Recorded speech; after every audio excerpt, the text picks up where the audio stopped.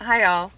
As a conservative in LA, I have some things that I want to say. But first off, I want to say thank you to everyone for all of the prayers and checking in on me and offering support.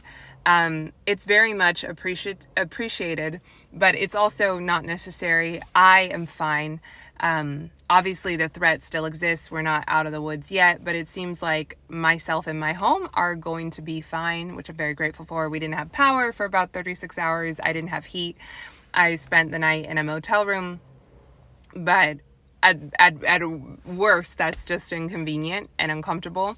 And it could have been so much worse, and it has been so much worse for so many. So while I am so uplifted by the positive response and the good in people's hearts, don't worry about me.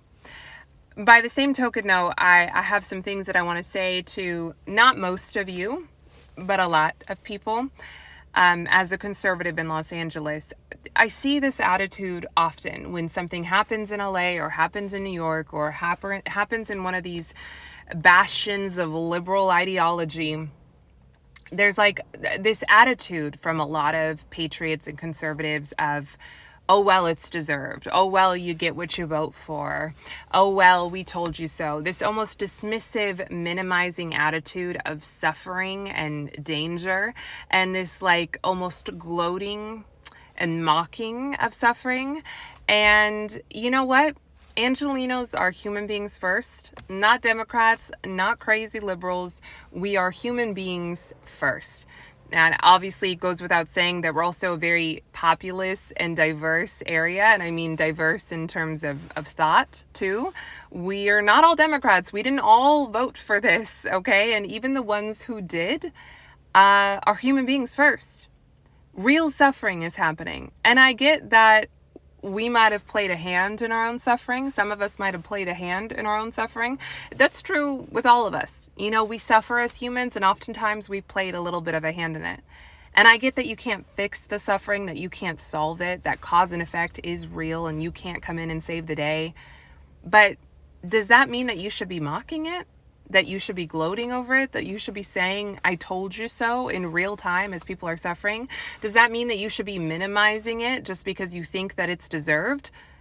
Does that mean that it's deserved? Because again, all of us play a hand in some way in our own suffering, in our individual lives. And yet we're still suffering. It still hurts us. Just because you cannot fix suffering, you can't take suffering away, you're not God, doesn't mean that you should be mocking it or minimizing it or dismissing it.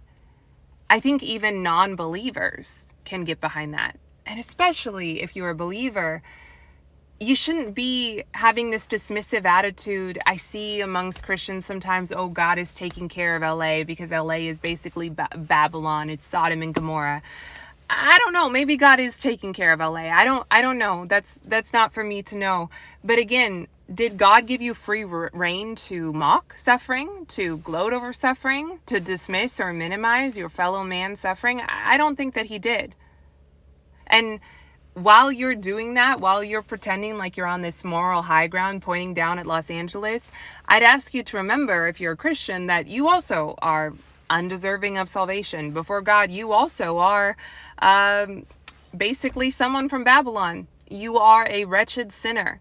So I'm not sure that you're supposed to be standing up on your high horse, pretending like you're looking down at all the heathens of Los Angeles. Again, what's going to happen is going to happen. You can't fix it, but there's a difference between understanding you can't fix it and that maybe people played a part in their own suffering versus then going over to gloating, to minimizing, to mocking, to saying, oh, we told you so, to saying it's deserved. Don't do that. People are suffering and you don't know why and you don't know how to fix it, but there's no reason for you to be minimizing it or dismissing it. You have no idea what God is doing. And to that point, you know what? A lot of people in LA do vote Democrat, you're right. And it doesn't bring me any joy that people suffer. But oftentimes people have to suffer in order to change. The addict has to hit rock bottom before he even tries to get clean. The same thing is true when people follow false ideologies. Oftentimes you have to really suffer. You have to have suffering come to your back door You have to hit rock bottom, so to speak, before you reevaluate your worldview and your false ideology. And so I'm not happy that anyone is suffering, and I'm not saying that LA is going to turn red after this, but I am telling you that the response to this, what this is bringing to light, is going to cause a lot of people to reevaluate their politics and their worldview. And so, again, that doesn't mean we rejoice in the suffering, but you don't know what God is doing here, and you don't know if he's using it for good. You don't know if he's using Democrats in LA for good. You don't know if he's using Angelenos for good. So don't have a condemning or dismissing or a mocking or a gloating attitude. It seems like a lot of people online, not just with these fires, but just in general, want to dismiss Angelenos as either stupid enough to vote for it or stupid enough to stay.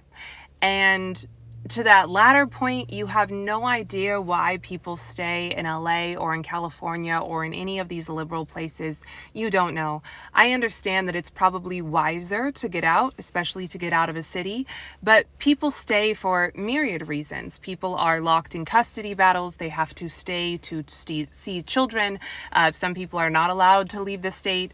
People are taking care of elderly parents. They're taking care of sick and disabled family members.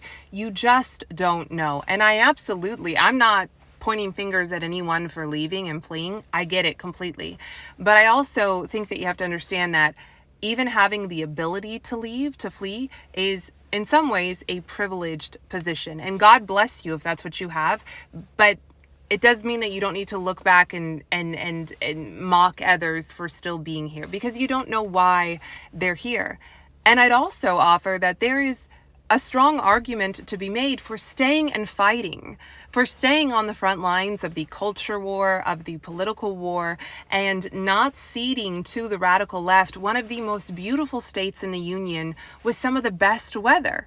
So yeah, I see both sides. I see leaving California. It's probably a smarter thing to do.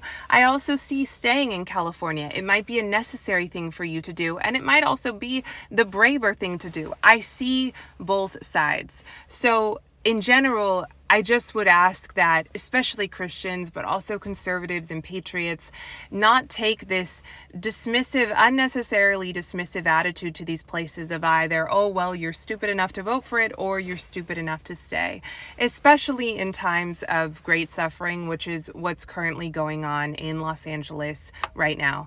Again, this is not everyone. This is not even most people, but it's enough to comment on.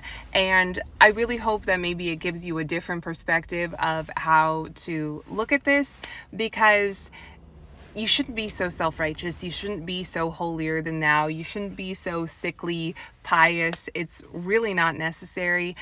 It's really not your place to be. You're not God. And again, yeah, you can't fix the suffering. You can't stop the suffering. And maybe a lot of people played a hand in their own suffering, but you should have compassion for the suffering. You should have empathy for the suffering. You should pray for it to cease as soon as possible and for the damage to be minimal. Not say, oh, well, you get what you vote for. I mean, it's very callous. But again, this is not all of you, and I would say it's not even most of you. But anyways, I hope that everyone stays safe. I hope that everyone stays blessed, and we'll get through this. Thanks for watching.